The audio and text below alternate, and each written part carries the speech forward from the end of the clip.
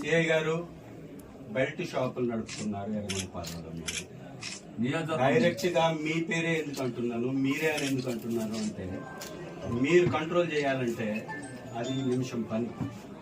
హోటళ్లలో మద్యం విచ్చలవిడిగా గుడి బడి అని తేడా లేకుండా బెల్ట్ షాపులు, కిరాణా షాపుల్లో కూడా మందు, చిన్న చిన్న బడ్డీ కొట్టులు, బొంకుల్లో కూడా మద్యాన్ని అమ్ముతున్నారు.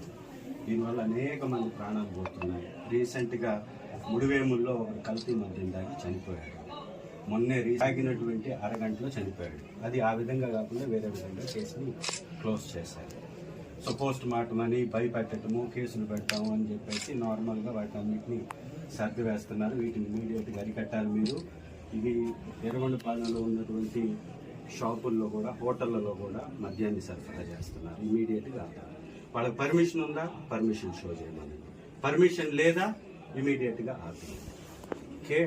రాష్ట్ర ప్రభుత్వం ఏమో మేము మంచి మద్యాన్ని ఇస్తున్నామంటే, కల్తీ మద్యాన్ని ఇక్కడ అమ్ముతుందంటే 99 రూపాయలకు మద్యం అమ్ముతామని రాష్ట్ర ప్రభుత్వం చెప్తే 200 రూపాయలకు మద్యాన్ని అమ్ముతుంది. ఎందుకు రిజిస్ట్రేషన్ ఆఫీస్ లైన్లో విచ్చలవిడిగా బయటే మద్యాన్ని అమ్ముతున్నారు? ఎక్కడ కంట్రోల్ లేదు. దయచేసి కంట్రోల్ చేయండి. ఇది మీకు రిప్రజెంటేషన్ ఇస్తున్నాం. ఇది కానీ కంట్రోల్ కాకపోతే పెద్ద ఎత్తున ఉద్యమం చేస్తాం, ధర్నాలు చేస్తాం, రాస్తా రోకోలు చేస్తాం, ఆ హోటళ్ళ ముందే పెద్ద ధర్నాలు చేస్తాం. అప్పుడు ఇది రాష్ట్రం అంతా చూసింది. ఇప్పుడు శాంతియుతంగా మీకు రిక్వెస్ట్ చేస్తున్నాం, ఇమీడియట్గా ఆపండి కల్తీ మద్యాన్ని ఈ రాష్ట్రం నుంచి బయటికి. Thank you.